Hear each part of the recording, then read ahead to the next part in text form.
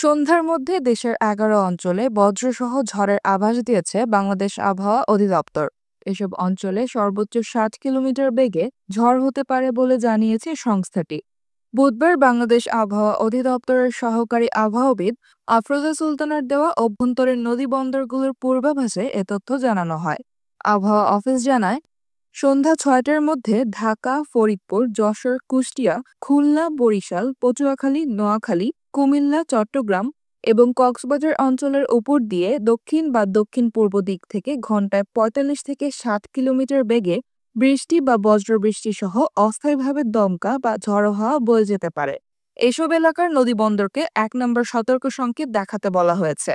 এদিকে সকালের পূর্বাভাসে আবহাওয়া অফিস জানায়, বৃহস্পতিবার ১৯ জুন সকাল ৯টার মধ্যে রংপুর, রাজশাহী, ময়মনসিংহ, ঢাকা, খুলনা, বরিশাল, চট্টগ্রাম ও সিলেট বিভাগের অধিকাংশ জায়গায় অস্থায়ীভাবে দমকা হাওয়া সহ বিদ্যুৎ চমকানো হালকা থেকে মাঝারি ধরনের বৃষ্টি বা বজ্রসহ বৃষ্টি হতে পারে। সেই সঙ্গে সারা দেশের কোথাও কোথাও মাঝারি ধরনের ভারী থেকে অতি ভারী বর্ষণ হতে পারে।